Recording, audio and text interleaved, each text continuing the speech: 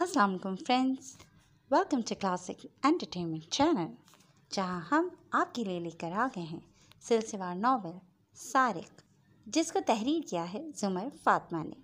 तो फिर देर नहीं करते चलते हैं नावल की तरफ। मगर उससे पहले अगर आपको हमारी वीडियोस अच्छी लगती हैं तो हमारे वीडियो को लाइक करें, हमारे चैनल को सब्सक्राइब करें और आइकॉन बटन भी दबाएं ताकि हमारी नई आने वाली वीडियोस आपको सबसे पहले देखने को मिले। तो फिर देर नहीं करते चलते हैं सिलसिलेवार नावल सारिक की तरफ।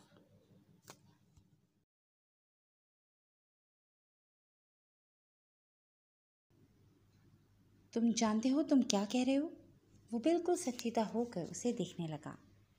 मैं सब सोचकर और जानकर ही यहाँ आया हूँ मिस्टर चार्ल्स, और इतना तो मैं एक अकाउंट उड़ाकर कमा लेता हूँ। तुम्हें क्यों अचका लग गया? अजली बेनियाजी शायद उसके रगों में थी। अब भी अपनी हरकत से वो सामने वाले को पजल कर रहा था। तुम्हें अंदाज़ अभी नहीं है सारक कि ये चोर और डाका शाका नहीं है। ये एक बड़े पैमाने पर फैला हुआ इतना बड़ा कारोबार है कि तुम सोच भी नहीं सकते। तुम जैसे ना जाने कितने लोग यहाँ मुलाजिम की तरह काम करते हैं। जिसके साथ तुम अभी अंदर आए थे सिर्फ वही एक ऐसा शूटर है जिसकी बंदूक से निकली गोली पर नाम दर्ज हो चुका होता है। ये सवाल ही पैदा नहीं होता कि उसका निशाना ख़त्म हो जाए।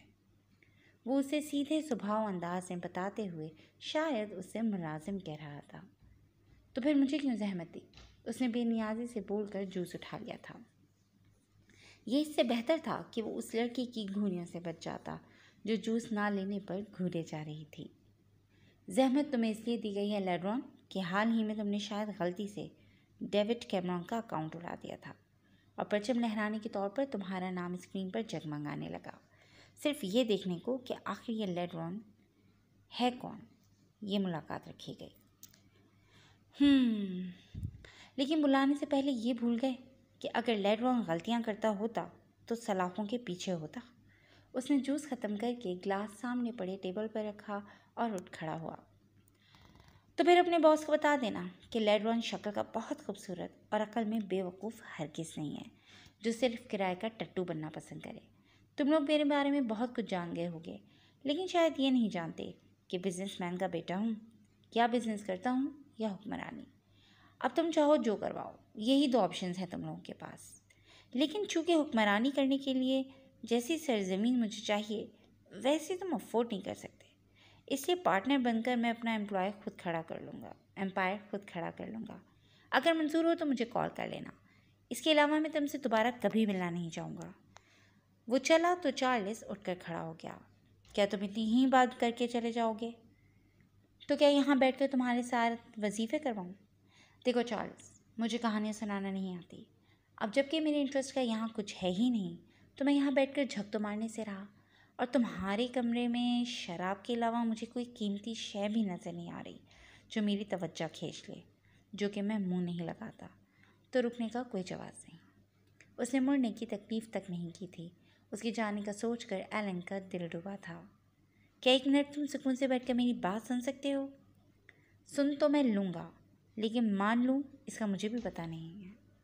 उसने गॉगल्स को आंखों से हटाया, घूमा और चार्ल्स की जानिब देखा। मेरी एक यही शर्त है, तुम्हें मंजूर है? आज दिन बहुत उदास था। वो क्लिनिक में बैठी सिवाय बोर होने के कुछ नहीं कर सकती थी। दाएं बाएं कुर्सी घुमाते हुए वो कल दिन में हमीद सिकंदर से हुई गुफ्तगू दिमाग में दोहराने लगी। उसकी हर याद और हर बात उसके लबों पर मुस्कुराहट ले आया करती थी। पता नहीं किस देश का है ये इंसान, इतना कि आशना, इतना कि उसकी आवाज़ से अंदाज़ा लगा लेता था कि वो क्या सोच रही है, और अजनबी इतना कि साहिल की हवाओं की तरह है। गहरा इतना कि आज तक मुझे इसके मुतालिक कुछ मालूम ही ना हो सका, और सामने इतना कि जैसे मैं उसे कब से जानती हूँ। मेरी सोचों पर हावी और मेरी सोचों से दूर परे हर जगह एक वही इंसान बसता है। अगर कोई पूछे कि मुझे कौन पसंद है इस दुनिया में, तो मैं बिला झिझक उसका नाम ले लूँगी। और वो किसका नाम लेगा? इस सवाल के आते ही एक चक्कर उसे आ गया था। वाकई ये सवाल तो उसने सिकंदर साहब से कभी पूछा ही नहीं था कि अगर दुनिया में इसकी पसंद का इंसान पूछा जाए तो वो किसका नाम लेगा। उसने फ़ौरन मोबाइल उठाया और कॉन्टैक्ट लिस्ट में उसका नंबर तलाशना शुरू किया। फिर सर्च पर जाकर उसका नाम लिखा, मियाँ आमर। वो इसे इसी लफ्ज़ से मुखातिब करता था। उसने इसी लफ्ज़ से उसका नाम सेव कर रखा था, मियाँ आमर सिकंदर। लेकिन 3 दफ़ा चेक करने के बावजूद वो नंबर कहीं नहीं था। अब तो उसकी गर्दन पर चूटियाँ रेंगने लगी। उसका नंबर कहाँ गया? वो जल्दी जल्दी ऊपर नीचे करने में हर नाम जो उसने सिकंदर से मंसूब कर रखा था सर्च किया, लेकिन कोई नंबर महफूज नहीं था। वो सर पकड़ कर बैठ गई। मैंने याद क्यों नहीं किया? उसका दिल चाहा मुंह नोच ले।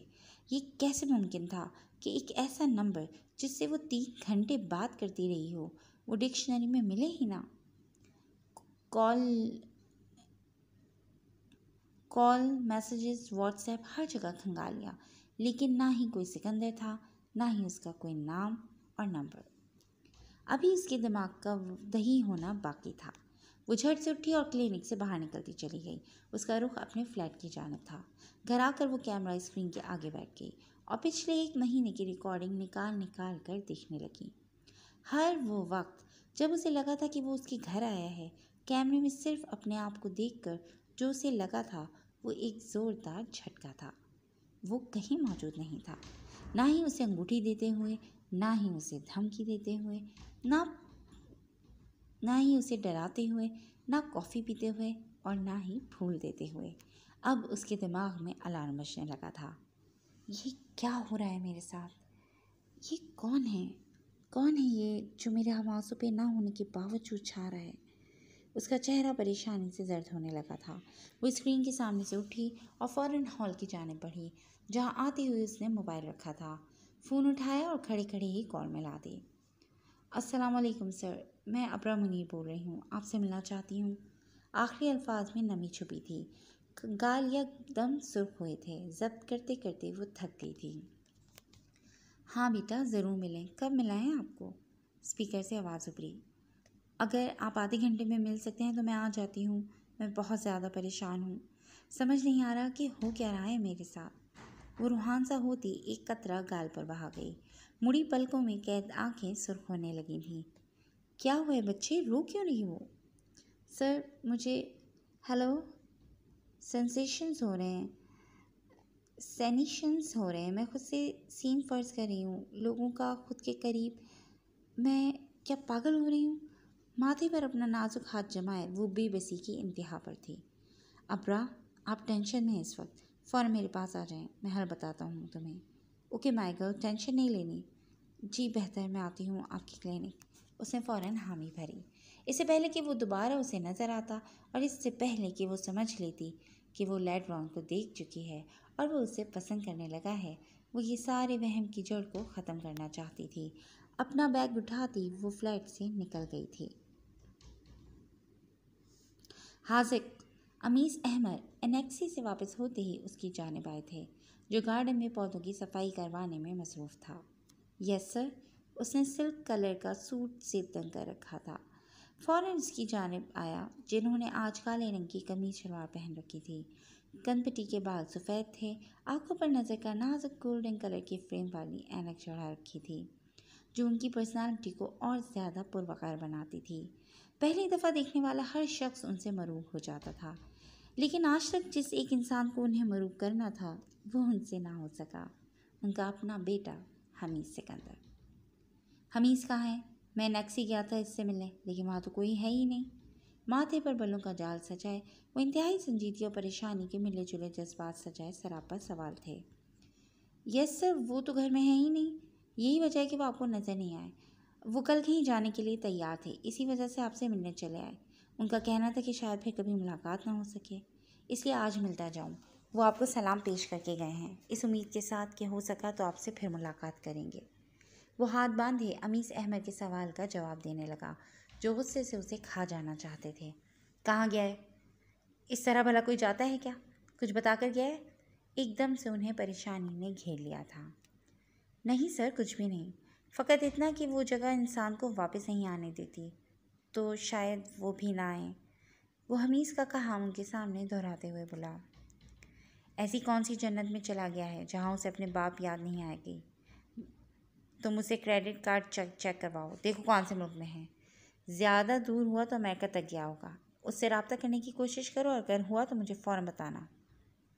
वो हाजिक को मामूल की हिदायत देने लगे, लेकिन इस दफ़ा वो वाकई ऐसी जगह गया था जहाँ वो किसी को नज़र ना आता।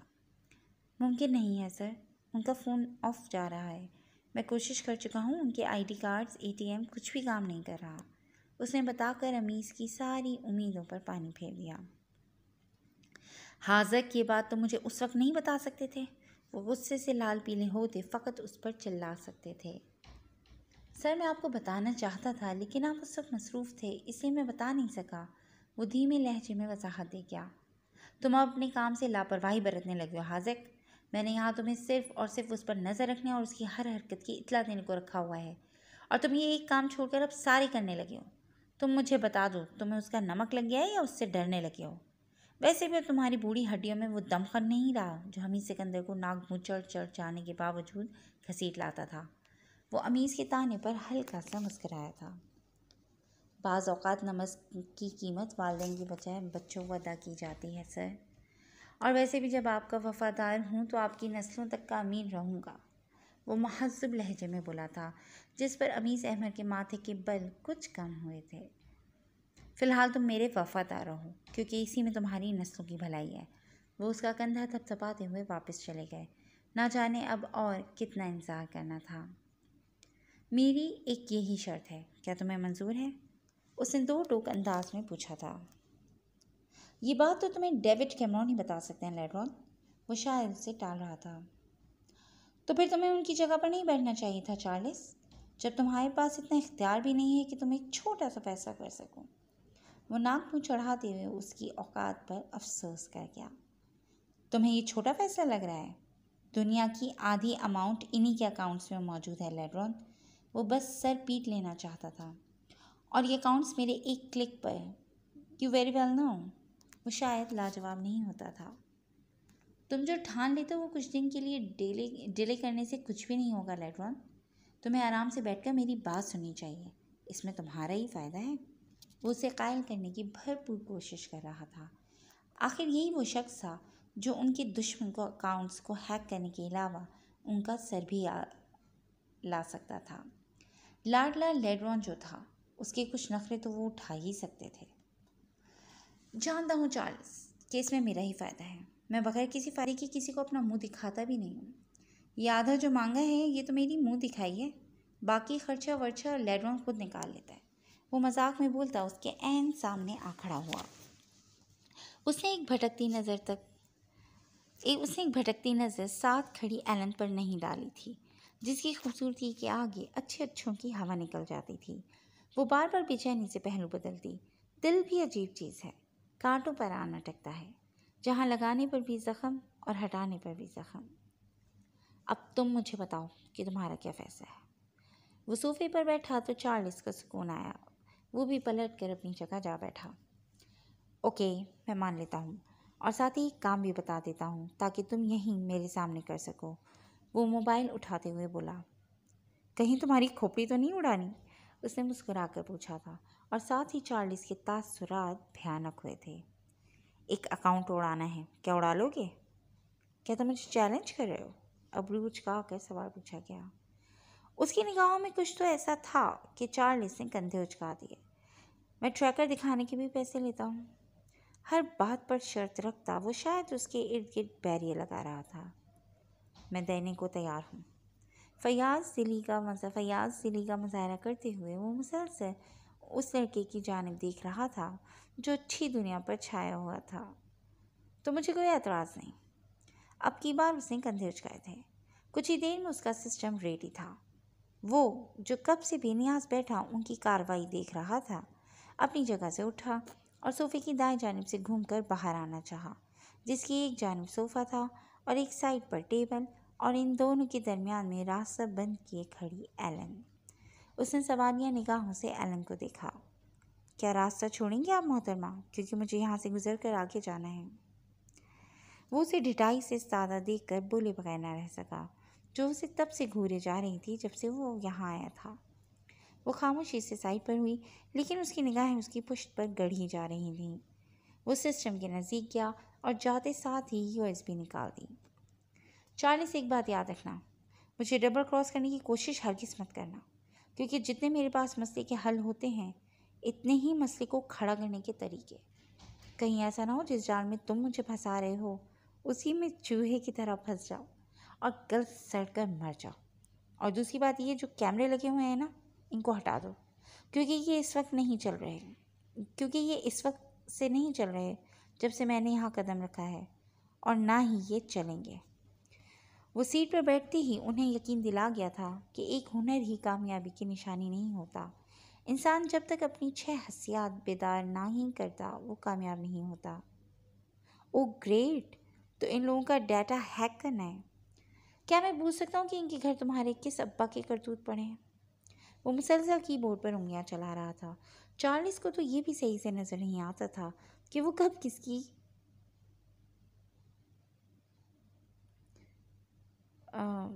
धरता हो उसे दब जाने पर मजबूर कर देता। तुम्हें सिर्फ उनका डाटा ज़ाया करना है, नो कॉपी पेस्ट, ओके? वो उसकी बात नज़रअंदाज करता हुआ एक नया ऑर्डर दे गया। मुझे मत सिखाओ चार्ल्स, जानता हूँ इतने छोटे थाने का रिकॉर्ड तुम्हारे किसी टट्टू को ही बचाने के लिए ज़ाया करवाया जा सकता है, वरना जिन लोगों के नीचे इस वक्त हम हैं उनके तो नाम कोई नहीं जानता, रिकॉर्ड कहाँ से आया? एक और दुरुस्त अंदाज़ा लगाता वो चार्ल्स को हैरान किया जा रहा था। तुम जानते हो टट्टू कौन हो सकता है? नहीं, और मैं जानना भी नहीं चाहता।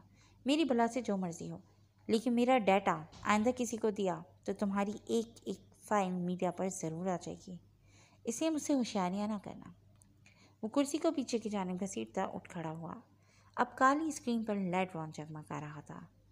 सिर्फ 4 मिनट 10 सेकंड का काम करवाने को तुमने मेरे 75 घंटे ज़ाया किए हैं चार्ल्स, लेकिन खैर तुम्हारा दीदार हो गया। अब इस यूएसबी को भी देख लेते हैं। क्या तुम बताओगे कि किस चीज़ को तुम मेरे ज़रिए दूसरी जाने बैठे शख्स को पहुंचाना चाहते थे? एक अब्रू उठाए वो सरापा सवाल सिर्फ और सिर्फ वक्त बचाने को उससे पूछ रहा था, वरना वो भी और चार्ल्स भी अब तक जान चुके थे कि यूएसबी में मौजूद डाटा क्या था। चार्ल्स, जो इन्फॉर्मेशन तुम समझते हो कोई लॉड्रॉन की हैं, वो दरअसल जोसेफ की हैं। और जोसेफ कौन है ये जानने को तुम मरो और दोबारा पैदा हो, फिर शायद तुम्हें अंदाज़ा हो जाए। अब मैं चलूँगा, बाय बाय। वो उसके सर पर बम फोड़ता हुआ एक नज़र उसकी आड़ी रंगत देखता हुआ बाहर की जानिब लपका था। कौन है ये? एलन के मुंह से निकलने वाला ये पहला बाज़ाब्ता जुमला था। फिर वो होश में आती ही उसके पीछे भागी थी। वो मेहनत करने का आदी था और यहाँ तक करने का आदी था कि लोग पूछते फिरते थे, कौन है ये बंदा, कहाँ मिलेगा, इसे कहाँ तलाश किया जाए? तो जान लो, जब मेहनत आसमान पर जगमगाती है तो रोशनी चार से फैल कर खुद चीख चीख कर बताती है कि हाँ, इसे फैलने वाले ने पहले इसे बनाया है, इसे फैलाने वाले ने पहले इसे बनाया है। दिलैड्रॉन एक नाम नहीं था, एक क्वालिटी थी जिसके पीछे की गई मेहनत नज़र आते आते ही आती है। जब वो अपना जलवा दिखाता था तो देखने वालों की आंखें चुंधिया जाती थीं।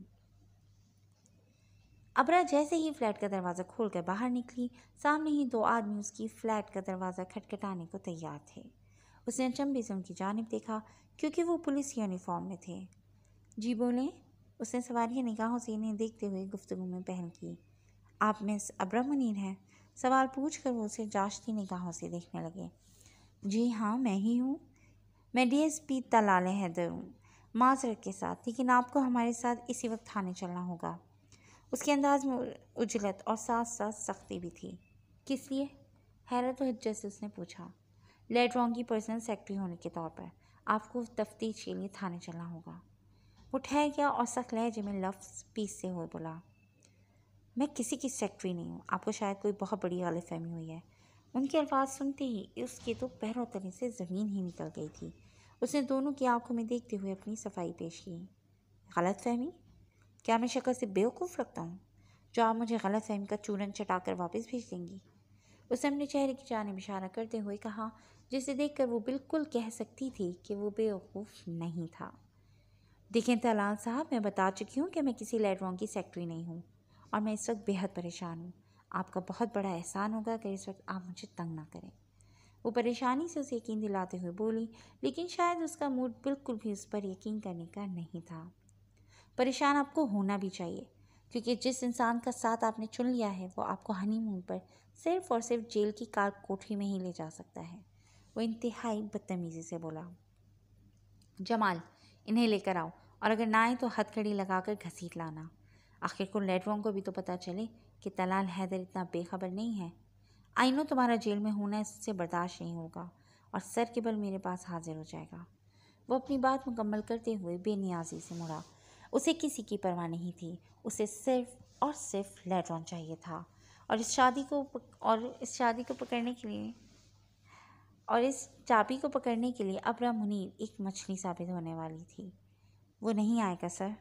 वो दौड़कर उसके सामने गई जो जाने के लिए पर तोल रहा था।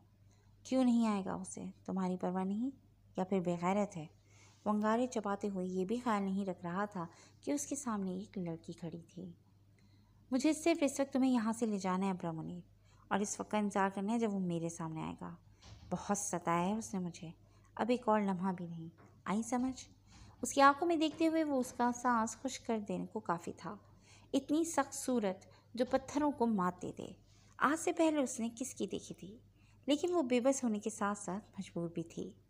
वो नहीं आएगा, क्योंकि वो मुझे जानता ही नहीं और ना ही मैं उसे जानती हूँ। उसे एक दफ़ा फिर उसे अपनी बात समझाने की कोशिश की।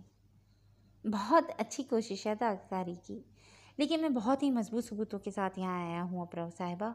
उसने नाक से मक्खी उड़ाने वाले अंदाज में उसकी बात को मक्खी जितनी हैसियत देते हुए मसल दिया। देखें सर, आप मुझसे बदतमीज़ी नहीं कर सकते, वो तनक कर बोली। और आप जो चाहें कर सकती हैं। मैंने क्या किया है? बेबसी से वापस अपनी खता पूछने लगी, जो उस पुलिस वाले को इतनी हिम्मत दे गई कि वो उसके घर के सामने खड़ा उसकी इज्जत की धज्जियां बिखेर रहा था। आपने पुलिस से ये छुपाया है कि आप उस चोर को जानती हैं, और ये एक जुर्म है, जबकि आप जानती हैं कि वो एक नंबर का बदमाश और लुटेरा है। बजाय इसके कि उसे आप मंजर आम पर लाकर लोगों को उसके अताब से बचाती, आप उसके साथ मिल गई।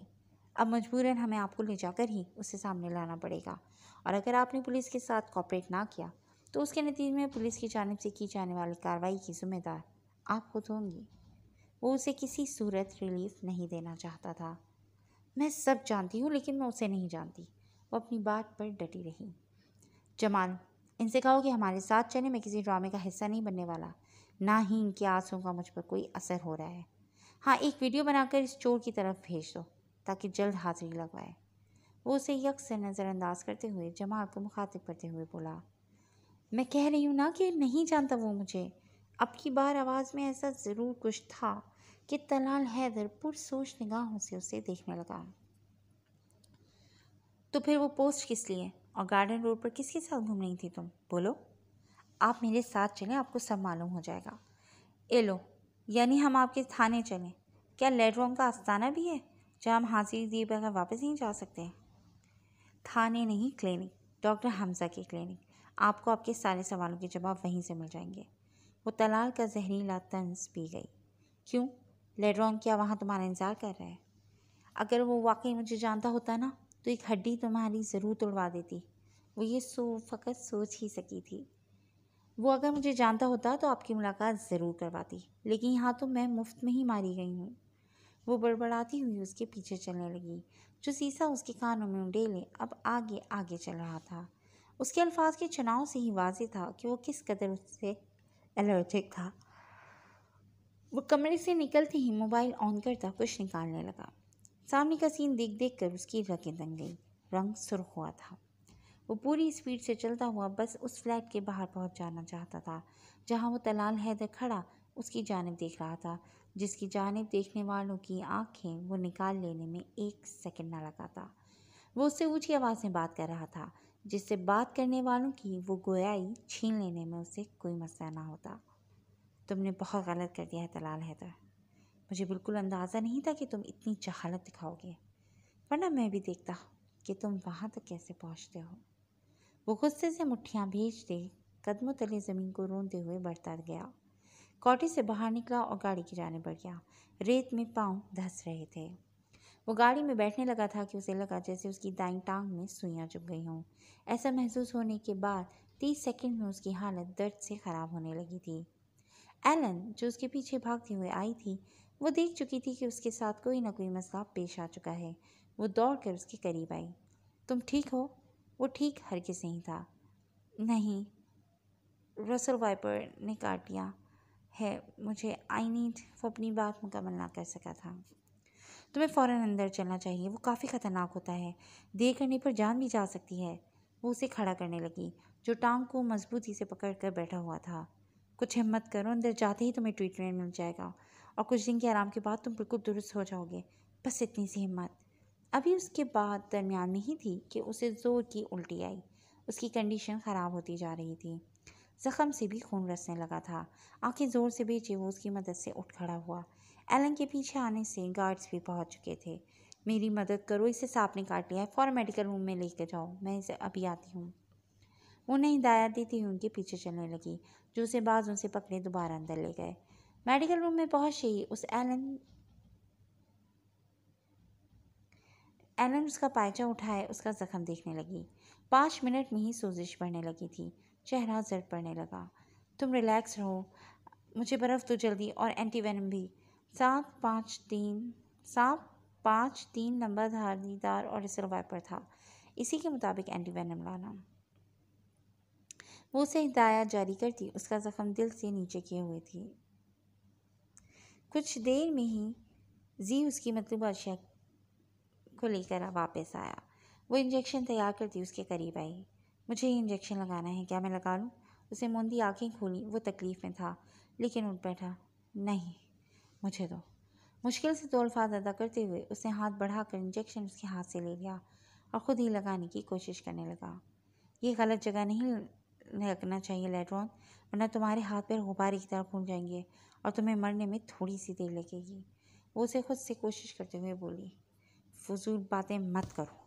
शायद उसे मालूम नहीं था कि इतना ना सही जितना वो उसके बारे में जानती थी, लेकिन वो इस इंजेक्शन के बारे में जानता ज़रूर था। खुद को इंजेक्शन लगा तो वो लेट गया। तकलीफ से आंखें बंद हो रही थीं। कुछ वक्त लगेगा इसका असर होने में, फिर तुम बेहतर महसूस करोगे, लेकिन 2 या 3 हफ्ते तुम्हें आराम करना होगा, क्योंकि ये जहरीला सांप था। वो उसकी जानिब देखते हुए बोली, जो उसकी निगाहों में बस गया था। जानता हूँ। क्या अब मैं आराम कर सकता हूँ? वो आंखें मूंदते हुए उससे बोला, जो उसके कानों से अलसल खाए जा रही थी। कुछ ही देर में वो उसकी जानिब से गाफिल होता गया। वो उनके साथ निकल गई और डॉक्टर हमजा के क्लिनिक आ गई, जहाँ वो उसके मुंतज़िर थे। उसके साथ 2 पुलिस एहलकारों को देखकर उनको हैरत हुई। अस्सलाम वालेकुम सर। वो कुर्सी घसीट कर बैठ गई और उन दोनों को भी बैठने का इशारा किया। एक्चुअली मैं अकेली ही आ रही थी, लेकिन रास्ते में ये मिले तो मैंने ज़रूरी समझा कि इन्हें भी यहीं लाऊं, ताकि जो गलतफहमी मुझे है मेरे साथ साथ उनकी भी ख़त्म हो जाए। वो अपने साथ आने वालों के मुतालिक डॉक्टर हमजा को बताने लगी, जिनके चेहरे पर सवालिया तासुरात थे। गलतफहमी नहीं हुई है हमें। मुझे तो लगता है अब हमें गलतफहमी की टॉफ़ी दी जा रही है। लेकिन एक बात तुम दोनों जहन नशीन कर लो, मैं किसी भी कहानी पर यकीन नहीं करने वाला। वो अब भी शक की पट्टी चढ़ाए बैठा था। हम यहाँ बैठकर कहानियाँ सुनाने भी नहीं आए हैं सर। बाय द वे, तुम अपना मसला शेयर करने आई थी अबरा। वो तलाल हैदर की जानिब से फ्री होकर अबरा की जानिब मुड़े, जिसका हरा सा चेहरा उसकी परेशानी का मुंह बोलता सबूत था। सर, आपको मसला तो बता दिया था मैंने। अब मुझे समझ ये नहीं आ रहा कि मेरे साथ ये हो क्यों रहा है। इसी वजह से उन लोगों ने मुझे अप्रोच कर लिया कि शायद मेरा भी उसके साथ कोई लेना देना है, लेकिन मैंने तो शायद उसे देखा भी कभी नहीं। वो खामोशी से उन दोनों डॉक्टर्स की बातें सुन रहा था और उसे सारा ड्रामा लग रहा था।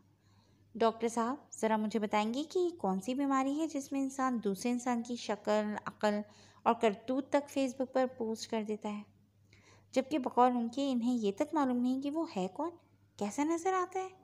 जबकि अगर देखा जाए तो इस वक्त अपरा मुनीर के अलावा कोई इंसान उसे नहीं जानता जो हमें उस तक ले जाए। वो जले भुने लहजे में एक बार फिर से मुदाखलत करते हुए उन्हें टोकता हमजा को जहर लगा था। यह आपको ज़रूर ले जाती इंस्पेक्टर, अगर ये हकीकत में उसे देखती। कि लेड्रॉन इस वक्त छाया हुआ है। ऐसा कोई भी इंसान नहीं है जिसे इसके बारे में मालूम ना हो। यही एक चीज़ अबरा को हिट कर गई। She fall in love with him, और इतनी शिद्दत से कि उसे वो आसपास दिखाई देने लगा। ये खुद से सेंस फर्ज करने लगी, और ये सिजोफ्रेनिया की वजह से होता है।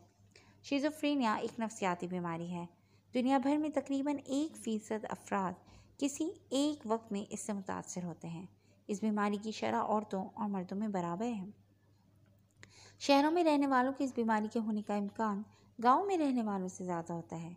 15 साल की उम्र से पहले ये बीमारी शाज़ व नादिर ही होती है, लेकिन इसके बाद कभी भी शुरू हो सकती है। इस बीमारी के शुरू होने का इम्कान सबसे ज़्यादा 15 से 35 साल की उम्र के दरमियान होता है। मौजूदगी का एहसास या FOP ये परेशान कुन ख्याल है कि कोई दूसरा करीब ही घूम रहा है, आपके साथ चल रहा है या आपको छू रहा है। ये भूत की कहानियों का समान है, बल्कि कई आज़ाबी हालतों की असल अलामत, जिसमें शिज़ोफ्रेनिया और अल्जाइमर की बीमारियां भी शामिल हैं। किसी के साथ मोहब्बत में पड़ना दिलचस्प महसूस कर सकता है, यहाँ तक कि हौसला अफ़ज़ा भी, लेकिन वक्त गुजरने के साथ ये एहसासात किसी ऐसी चीज़ में जा सकते हैं जो कुछ मुख्तलिफ महसूस होता है। जब आप उस शख्स के आसपास होते हैं जिससे आप प्यार करते हो, तो डोपामाइन और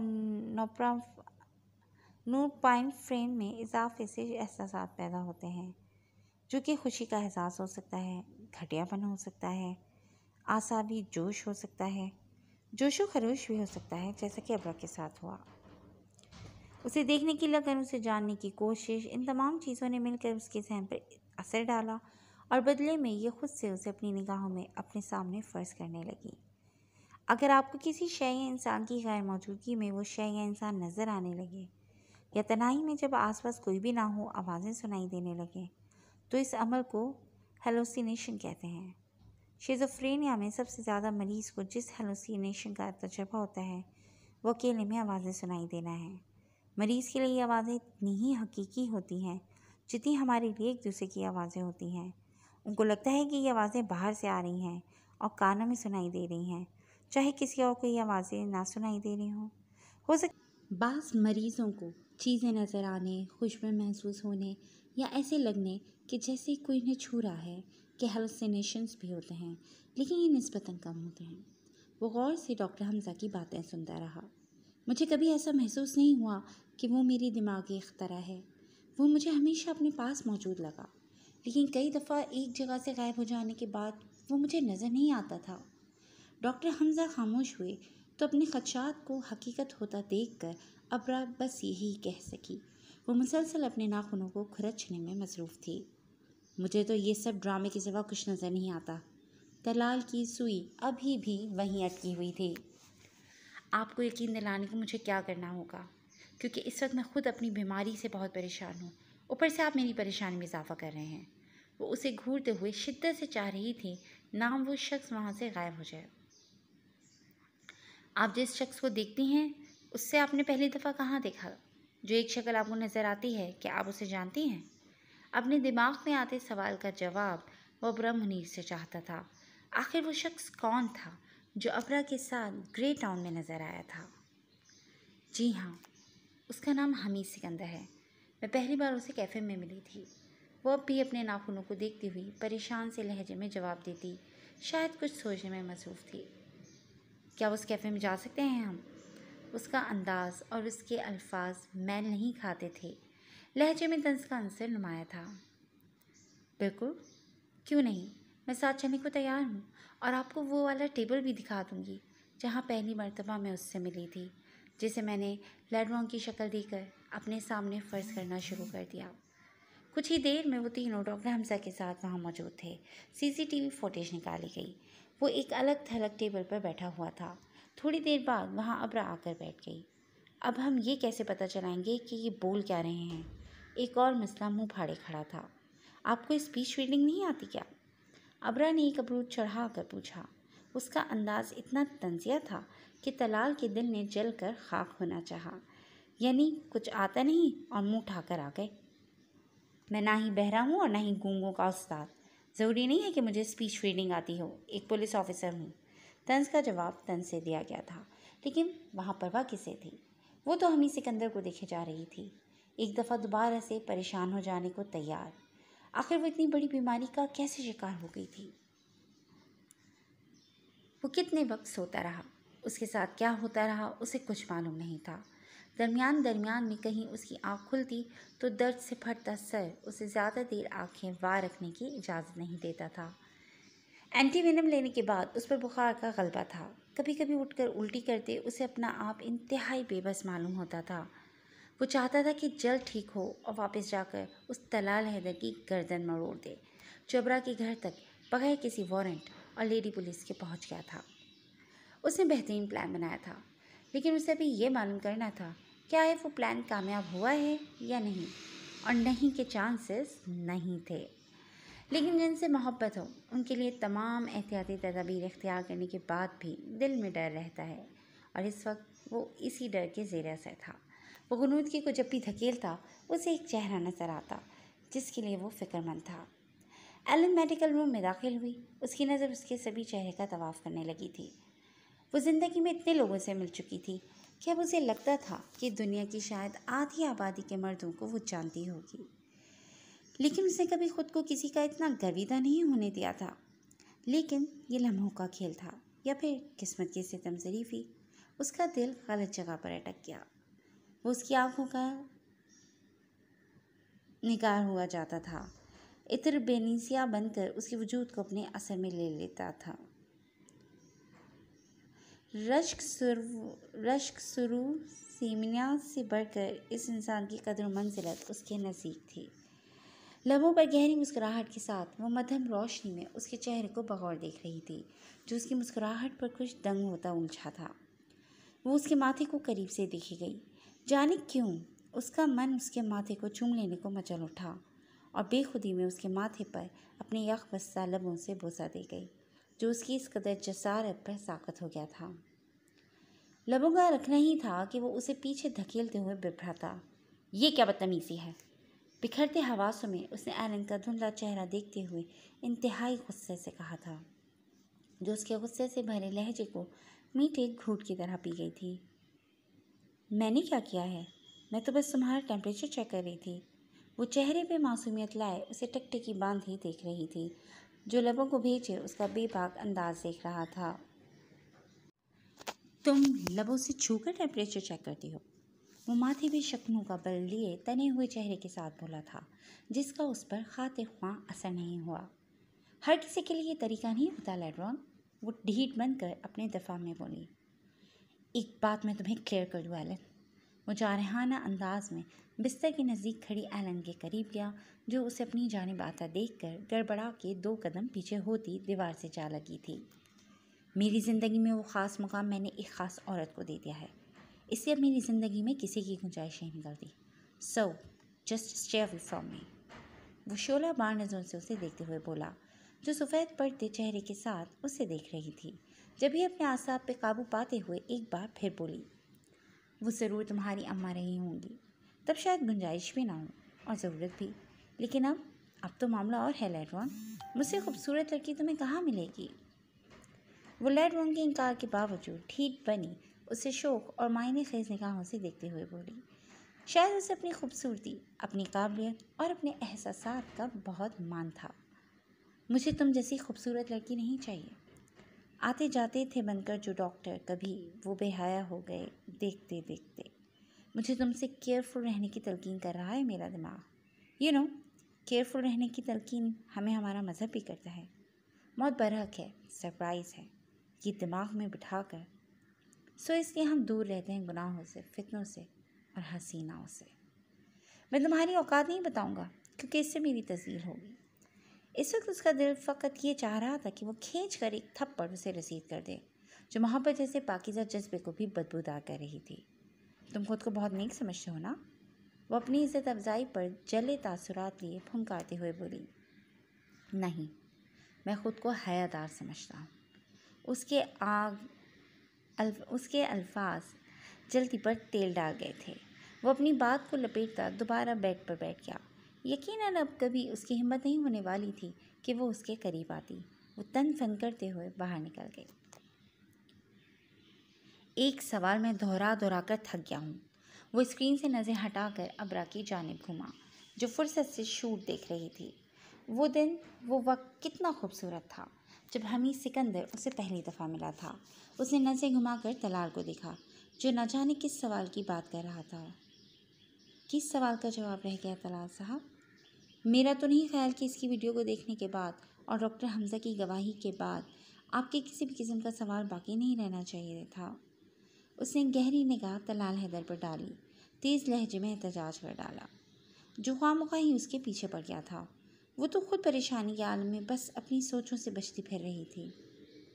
सवाल ये है कि ग्रे टाउन में जमाल ने तुम्हें किसके साथ देखा था? कौन था वो? एक दफ़ा फिर अपना सवाल दोहराते हुए वो उसका लहजा नज़रअंदाज कर गया था। नाक पर गुस्सा रखे, माथे पर परेशानी की सिलवटें सजाए वो खूबसूरत लड़की थी। वो हमीद सिकंदर है जो आपको वीडियो में नज़र आ रहा है, एक और मरीज़ जो मेरे पास करीबन 13 सालों से है। मैंने ही उसे अब्रा के पास जाने का कहा था।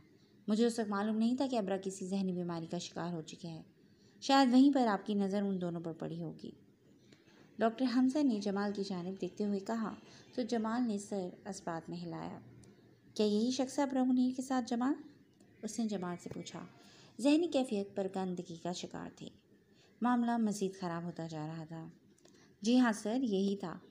एक नए मोड़ पर आकर वो एक दफ़ा फिर से फंस गया था। जिसे वो अब तक दी लैड्रॉन समझकर केस आगे बढ़ा रहा था, वो तो एक आम शहरी था जिसने आज तक सड़क पर मौजूद चलता कुत्ता तक ना मारा होगा। वो इतने सारे लोग कैसे मार देता? तलाल माथे को मसलते हुए दाएं बाएं चलने लगा। इज़्तिराब उसके चेहरे से झलक रहा था। इतनी दौड़ धूप के बाद हाथ आई भी तो तस्वुराती दुनिया जिसमें लैड्रॉन दंदनाता फिर रहा था, वो भी किसी और की शक्ल में। मिस अब्रा, ये अजीब बात नहीं है कि आप हकीकत की दुनिया को छोड़कर तस्वुराती दुनिया से लड़का पसंद कर आईं। उसने दोबारा से अपनी तफ्तीश का रुख अब्रा की जानिब मोड़ा। अजीब क्या है इसमें? जैसा कि आप देख सकते हैं यहाँ तो हर कोई लैड्रॉन का फ़ैन है, मैं भी हूँ, तो इसमें अजब क्या बात है? ये जो आपके सामने हमीद सिकंदर बैठा है ना, ये भी उसका फ़ैन है। इसकी उंगली पर भी उसी का नाम छिदा हुआ है। और आप आजकल के जितने नौजवानों को देखेंगे, सारे ही आपको उसके फ़ैन नज़र आएंगे। वो बात का जवाब देती हुई अपना ध्यान दोबारा हमीद सिकंदर की जानिब मोड़ गई, जिसकी उंगली पर लैड्रॉन अजीब से अंदाज में छिदा हुआ था। वैसा निशान आज से पहले उसने किसी फ़ैन का नहीं देखा था। डॉक्टर हमजा, क्या मैं पूछ सकता हूँ कि हमीद सिकंदर कौन है? उसने इस दफ़ा तहम्मुल से पूछा। ये तो आपको पता लगाना चाहिए इंस्पेक्टर, लेकिन जहाँ तक मुझे मालूम है वो अमीस अहमद का इकलौता बेटा है, जिसे मैं पिछले 13 साल से देख रहा हूँ। अब यकीनन वो उसकी कुंडली खोलने वाला था और डॉक्टर हमजा भी यकीन से सोच सकते थे कि तलाल का क्या हाल होने वाला है। वो कुछ मज़ीद बातें पूछकर वहाँ से चले गए तो अब्रा ने सुकून का सांस खारिज किया था। क्या आपने वाकई हमीद सिकंदर को मेरी तरफ भेजा था सर? वो एकदम कुछ याद आने पर डॉक्टर हमजा की जानिब घूमते हुए पूछने लगी। नहीं अब्रा, लेकिन कुछ बातें ऐसी होती हैं जो अपने करीबी लोगों को बचाने के लिए करनी पड़ती हैं। मुझे बताओ, तुम हमीद सिकंदर को कब से जानती हो? मेरे पास वो कुछ दिन पहले आया था कि उसे एक लड़की नज़र आती है, जैसा कि तुम कह रही हो। तो क्या सच में तुम एक दूसरे से मिलते हो? हमजा ने एक सवाल अब्रा से पूछा। इसी सवाल का जवाब मैं ढूंढने की कोशिश में हूँ सर। अगर वो मुझसे मिलता है या मैं उससे मिलती हूँ तो जहाँ जहाँ हम साथ थे वो क्यों तस्वीरों में वीडियो में मेरे साथ नहीं था? उसकी एक ही वजह मेरे दिमाग में आई जो मुझे ये बता रही है कि मुझे बीमारी लाहक हो चुकी है। हमीद सिकंदर से पहली मुलाकात यहाँ ही हुई थी, फिर मॉल पर, कभी घर पर। 2 दिन पहले वो मुझे रेस्टोरेंट में इसी टेबल पर मिला। लेकिन देखें, यहाँ ऐसी कोई वीडियो ही नहीं है जिससे साबित हो कि वो मुझसे मिला था। उसके चेहरे पर परेशानी थी। तो इसका क्या मतलब हो सकता है? क्या वो कोई और लड़की है? अब्रा ने नासमझी से डॉक्टर हमजा को देखा था। सोचों का ज़हाम था जो उसके दिमाग में उधम मचाए हुए था। कुछ ना कुछ गड़बड़ थी ना। जब ही वो इतनी आसानी से समझ आने वाला किस्सा था, ना ही जल्दी सुलझ जाने वाली कहानी। एक पहेली थी जिसे बनाने वाला अभी बुनने में मसरूफ़ था, और जब बुनकर सामने आता तो वो ही बता सकता था कि कौन सा सिरा किसके हाथ में है और कौन कौन इस कहानी में अपना किरदार अदा कर रहा है।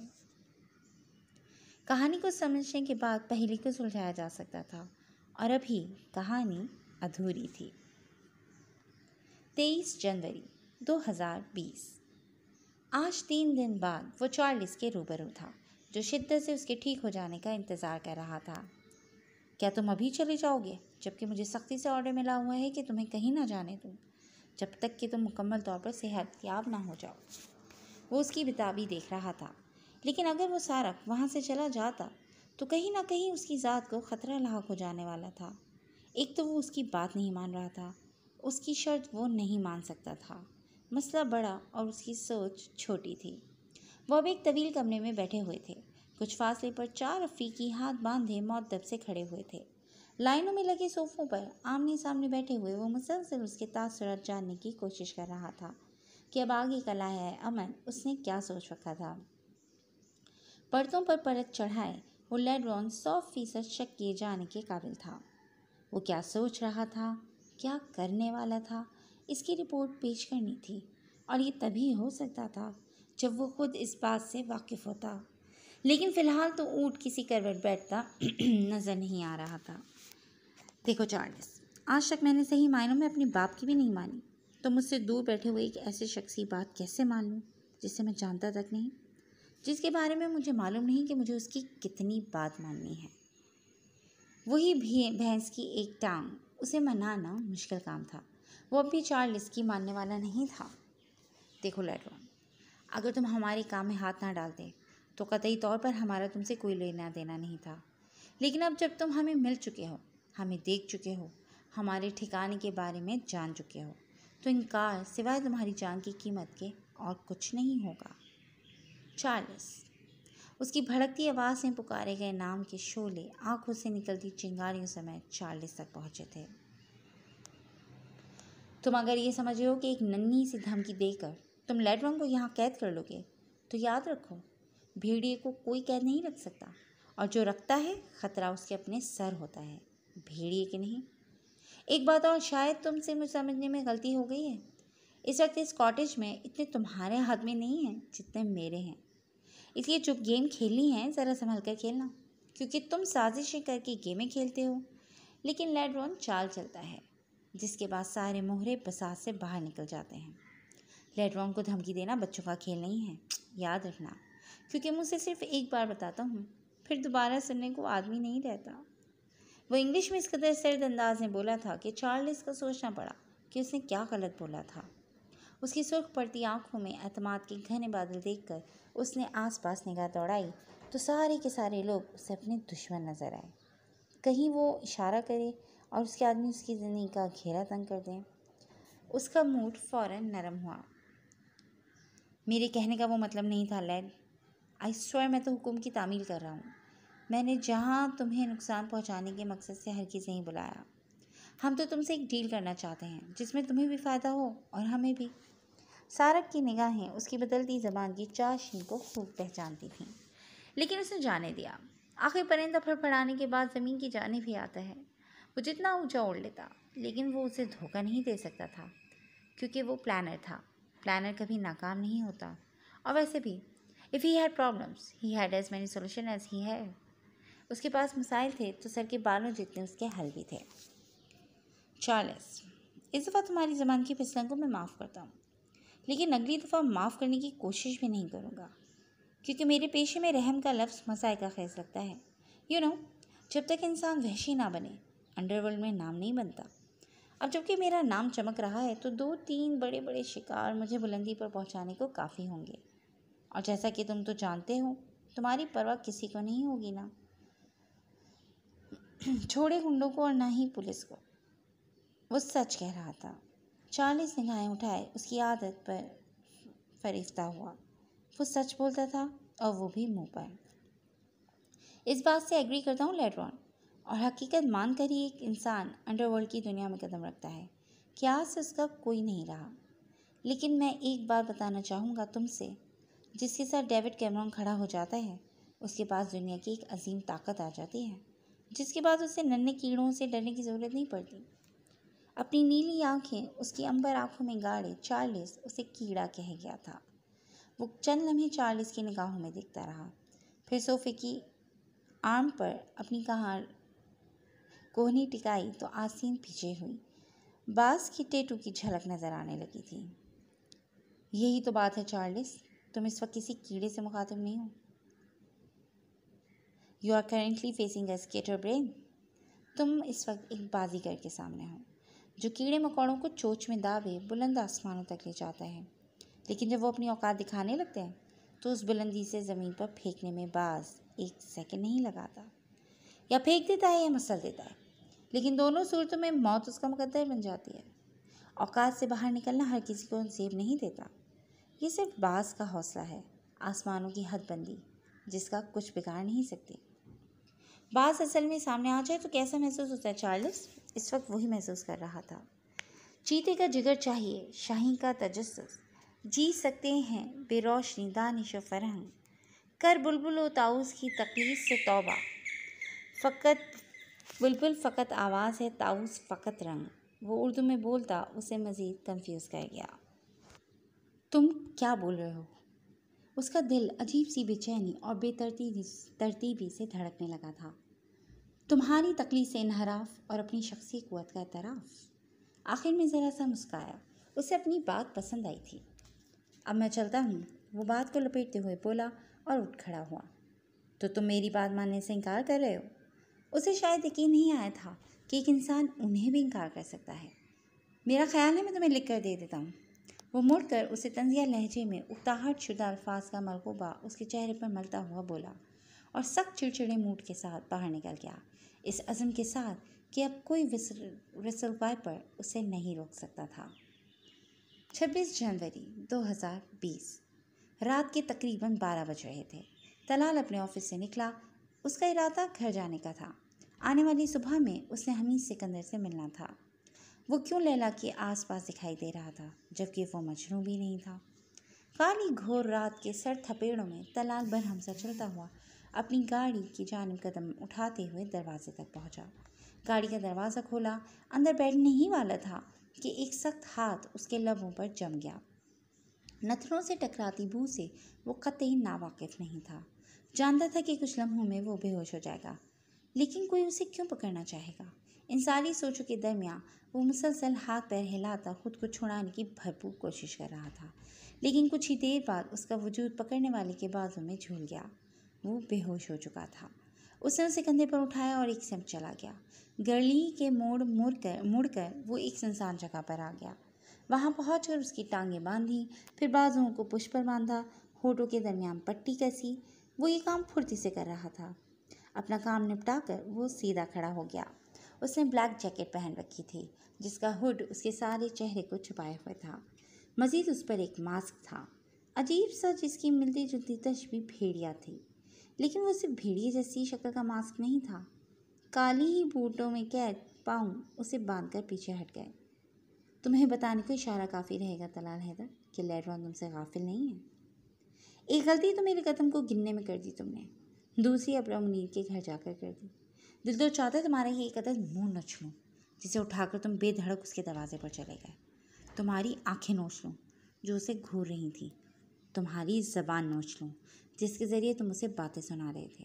फ़कत कान रहने दो जिससे तुम ये सुन सको कि लेडरॉन ने अब्रा मुनीर की तरफ मैली निगाहों से देखने वालों का क्या हाल कर दिया। लेकिन फ़िलहाल तुम्हारे लिए ट्रेलर जारी कर देता हूँ। वो उसे देखता रहा। उसे होश में आता देखकर उसके सामने बैठा, मास्क से छुपा चेहरा जिससे नीली आंखें नजर आ रही थीं। जिसकी तुम्हें तलाश है वो तुम्हारे सामने है। कुछ कर सकते हो तो कर लो, कुछ उखाड़ सकते हो तो उखाड़ लो। वो अंग्रेजी ज़बान में बात करते एक तंज या कहकर लगाते हुए बोला। तलाल ने फुर्ती से खुद को छुड़ाने की कोशिश की, लेकिन इतनी मजबूती से अफ्रीका के वासी ही हाथ बांधते थे जितनी सख्ती से उसने उसे बांध रखा था। वो महसूस होते हुए उसकी कोशिश देखने लगा। वो किसी नाकिस बिस्मिल की तरह उसके सामने हाथ पैर हिलाता अपनी बेबसी पर दिल ही दिल में लानत भेज रहा था। काश वो उसका मास्क नोच कर परे फेंक सकता। वो उसे सख्त तरीन नज़रों से घूरने लगा। सांस भूल गया था। काले रंग की काली सड़क पर वो दीवार से टेक लगाए बैठा था, जिसके हाथ पुष्प पर बंधे हुए थे, और वो सारक उसी काली रात का हिस्सा बना उसके ऐन सामने टांगों के बल बादशाह बना बैठा था, जिसके निशाने पर तलाल हैदर बेबस रात के अंधेरे में उसकी शक्ल देखने से कासिर था। मैं यहाँ सिर्फ ट्रेलर दिखाने आया हूँ और तुम हो कि मूवी देखना चाहते हो, लेकिन इस मूवी के एंड पर फिल्म मर जाता है। अगर तुम्हें मरने का शौक़ है तो मैं फ़िल्म रिलीज़ कर देता हूँ, और अगर जीने का शौक़ है तो इसी ट्रेलर पर गुजारा करो। यकीन मानो तलाल हैदर, जिस दिन तुम फ़कत मेरा नाम जान गए, मैं खुद तुम्हारे पास आ जाऊँगा। लेडरॉन कभी फरार नहीं होता। आखिर में उसने अपनी जेब से एक मार्कर निकाला और उसके माथे पर दायरे में ए लिख दिया। मेरा निशान रख लो। तलाल को लगा वो खुलकर मुस्काया था। एक जिल्लत आमीज़ बेबसी से घिरा वो फ़कत उसे घूर रहा था, जो ढक्कन लगाते हुए मारकर दोबारा जेब में रख गया। चलता हूँ, लेकिन जान रखो तुम्हारे सामने आता रहूँगा, लेकिन स्नैक पैक लेकर। फिल्म का ज़्यादा सीन देखकर कहीं तुम बेहोश ना हो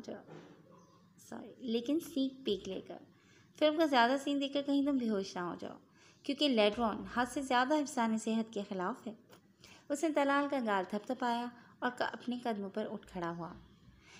तुम्हें बोलने का मौका ज़रूर देता, लेकिन जानता हूँ तुम सिवाय बकवास करने के और कुछ नहीं करोगे।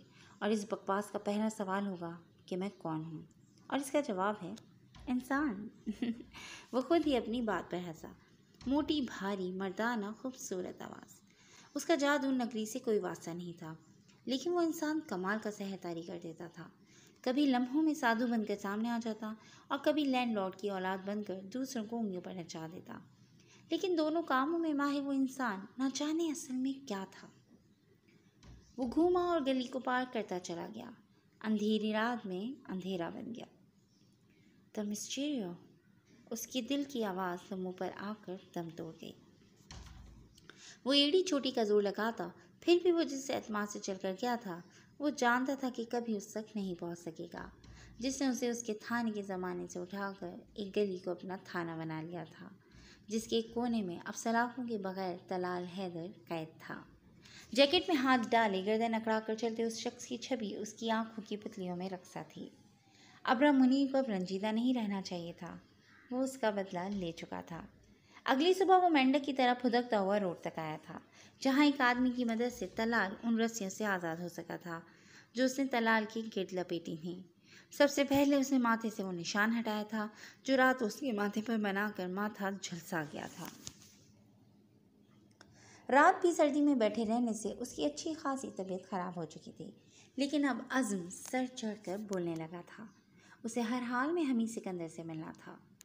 इस लेडरॉन की ऐसी की तैसी, इसकी हिम्मत देखो, मुझे मेरे थाने के ज़माने से उठा ले गया। अब जब तक वो इसी थाने की सलाखों के पीछे नहीं आ जाएगा, तलाल हैदर सुकून से नहीं बैठेगा। वो मुसलसल कलाई को सहला रहा था जो सुन हो चुकी थी। आपने उसे देखा सर, वो कैसा नज़र आता है? जमाल के सवाल पर तलाल ने एक गुस्से से भरी निगाह उस पर डाली थी। तुम जैसे कुछ फजूल इंसान मेरे साथ होने के बजाय उसके साथ होते तो यकीनन मैं उसे पकड़ लेता। दांत पीसते हुए वो फ़कत उसे चबा जाना चाहता था, जो इस कदर फजूल सवाल उससे इस हालत में पूछ रहा था जब शक के बलबूते पर वो हमीद सिकंदर से मिलने के लिए पर तोल रहा था। बेवकूफ़, वो भुनाए लहजे में स्टिक उठाकर कैप जमाता हुआ बाहर निकला। जमाल उसके पीछे नहीं गया था। वो जाते जाते रुका और घूमकर उसे देखा जो अब तक अपनी साबका पोजीशन में खड़ा हुआ था। जमाल सर, क्या आप मेरे साथ तशरीफ़ लाना पसंद करेंगे, या फिर तख़य्युल में लेडरॉन से मुलाकात करने का इरादा है? आज मिर्ची चबाने की वजह वो सब जानते थे। आखिर लेडरॉन से सबके सामने शर्म दिला गया था। उसका फ़क्र कि वो उसे पकड़ लेगा चकना चूर हुआ था, जबकि वो उसके ऐन सामने था और बजाय उसे पकड़ने के वो खुद पूरी रात काबिल रहम हालत में गुजार कर आया था। वो चौंक कर हवासों को जमा करता हुआ उसके पीछे लपका, जो लंबे लंबे टग उठाता मिनटों में हमीद सिकंदर तक पहुंच जाना चाहता था। हवालदार को उसने पहले ही अब्रा मुनीर को थाने आने के लिए भेज दिया था। अब उन दोनों का आमना सामना ही सच और झूठ के दरमियान फ़र्क का अलग कर सकता था। वो थाने से बाहर निकलकर गाड़ी तक आया। ड्राइविंग सीट को जमाल ने संभाला। उनकी मंजिल अमीस विला थी। 1 घंटे बाद वो उस विला के बाहर मौजूद थे जहां हमीद सिकंदर रहता था। कुछ ही देर में वो आईडी दिखाकर ड्राइंग रूम में मौजूद थे। कुछ देर बाद ड्राइंग रूम में वो दाखिल हुआ, जिसके सहरज़दा असर में जमाल आ गया था। हेलो जेंटलमैन, वो कमरे में दाखिल होते ही उन दोनों की जानिब देखते हुए बोला। उसके साथ ही साथ हासिक भी दाखिल हुआ था। वो एक ऐसे सोफे पर जाकर बैठ गया जहाँ से उन दोनों को बआसानी देखा जा सकता था। हासिक ज़रा फासले पर खड़ा हो गया। What can I do to help you? मैं आपकी क्या मदद कर सकता हूँ? तलाल ने गौर से उसे देखा। उसकी आंखें नीली नहीं थीं, उसका कद भी कल वाले आदमी से नहीं मिलता था। सबसे बढ़कर उसकी आवाज़ और उसका लहजा, जो कल वाले आदमी से बिल्कुल मेल नहीं खाता था। तो क्या वो एक दूसरा शख्स था? आपको हमारे साथ थाने चलना होगा। तलाल के कहने पर उसकी भवें सिकुड़ी, लेकिन परेशानी की एक रमक तक चेहरे पर नहीं उभरी थी। किस जुर्म में? सीधा सा सवाल था, लेकिन इतना घुमाता हुआ कि वहाँ बैठे तलाल हैदर को भी सही से मालूम नहीं था कि किस जुर्म में। उसका लहजा, जो बड़ी बड़ी कोठियों में रहने वाले लोगों का होता, वो उस लहजे से ही अक्सर मुख्तलिफ था। उसने आम से लहजे में बस अपनी खता पूछी थी। आप पर लेड्रॉन होने का इल्ज़ाम है। ओह, मुझ पर लेड्रॉन होने का इल्ज़ाम है और मुझे पता ही नहीं कि मैं लेड्रॉन हूँ। बताना पसंद करेंगे कि कैसे हूँ मैं लेड्रॉन और किसने ये इल्ज़ाम मुझ पर लगाया है? दूर से उसकी अंबर रंग आंखें सोने की तरह चमकती थीं, उठी नाक गुरूर से भरपूर, लेकिन उसके हसीन चेहरे पर बहुत सजती थी। उसके बाल चमकदार थे। सोने पे सुहागा उसका इस्तेहज़ाइया अंदाज महफिल लूट रहा था। तलाल उसके लफ्ज़ों से ज़्यादा उसकी आंखों में उलझ रहा था। यह आपको थाने चलकर मालूम हो जाएगा कि क्यों आपका वहाँ जाना ज़रूरी है और क्यों आपको लेड्रॉन समझा जा रहा है। तलाल उठ खड़ा हुआ, यानी उसकी बात मुकम्मल हुई थी। जमाल सर को लेकर आओ, वो हुक्म सुनाता बाहर की जाने पड़ा। तुम्हें मेरा हाथ पकड़ने की ज़रूरत नहीं जमाल, मैं खुद चला जाऊँगा। वो तमतराक से आगे बढ़ा, जैसे उसे कोई परवाह ही नहीं थी। लेकिन सर, आप ऐसे बिल्कुल नहीं जा सकते, आप वकील के साथ जाएंगे। हाजिक रास्ते में उसे समझाने लगा। हाजिक, मुझे मालूम है कि एक शक की बुनियाद पर मुझे ले जा रहे हैं। मैं 1.5 घंटे में अपनी वापसी की इत्तला ना दी तो जो आपका दिल करे वो आप कर लेना, ओके? वो पूरे एतमाद से बोला था। तलाल ने ठिठक कर घूमते हुए उस आदमी को देखा। उसका एतमाद कल वाले शख्स के साथ मिलता था। अब वक्त था कि बाल की खाल तक उधेड़ दी जाती। उसके साथ से गुजरते हुए एक कचड़ तीने का डालता हुआ वो आगे बढ़ गया। साउंड प्रूफ कमरे में 4 लोग टेबल के इर्द गिर्द बैठे हुए थे। 3 एक दूसरे को जानते थे। हमीद सिकंदर, क्या तुम इन्हें जानते हो? तलाल ने अबरा की जानिब इशारा किया। हमीद ने एक गहरी निगाह उस पर डाली, जिसकी मुश्किल ने उसे सहरा में अपनी बीमारी के बावजूद रुकने की इजाज़त नहीं दी थी, जिसके लिए वो रातों को तलाल हैदर का सुकून चुरा ले गया था। वो उसकी आंखों में देख रही थी, सिर्फ और सिर्फ ये सुनने के लिए कि हाँ, हमीद सिकंदर मुझे जानता है। हाँ, बिल्कुल जानता हूँ, वो जवाब देकर खामोश हुआ। अबरा ने हैरत से आंखें खोलकर उसे देखा था। वो लेड्रॉन था या फ़कत हमीद सिकंदर? कैसे? वो थोड़ा आगे को टेबल पर झुका। उसे तवक्का नहीं थी कि वो इस कदर जल्द मान जाएगा। मैं एक दफ़ा जो चेहरा देख लूँ वो चेहरा मैं कभी नहीं भूलता, और इन्हें तो 2 या 3 दफ़ा मिल चुका हूँ। ये मुझे कुछ वक्त पहले एक कॉफ़ी शॉप में मिली थी। ज़बरदस्ती मेरा टेबल शेयर किया था, और जैसे आज आपने कहा कि मैं लेड्रॉन हूँ, इन मोहतरमा को भी ऐसा ही गुमान हुआ था, लेकिन शायद ये भूल गई। कुछ गुमान सिवाय झूठ के और कुछ नहीं होते। 2 या 3 दफ़ा? अब रमन ही मन में दोबारा अपना एहतसाब करने लगी। वो यकटक उसका चेहरा देखे गई। उसकी निगाहें कितनी अजनबी थीं, कितना सर्दपन, कितनी नफ़रतें उन आँखों में। हाँ, वो वाकई एक अजनबी था, जिससे वो सिर्फ एक दफ़ा ही मिली होगी। तो जी फ्रेंड्स, आज के लिए बस इतना ही, मगर कहानी अभी बाकी है। अभी कितने ट्विस्ट आने वाले हैं इस कहानी में, ये जानने के लिए आपको हमारे साथ रहना पड़ेगा। तो फिर जुड़े रहिए क्लासिक एंटरटेनमेंट चैनल के साथ। टेक केयर एंड अल्लाह हाफ़िज़।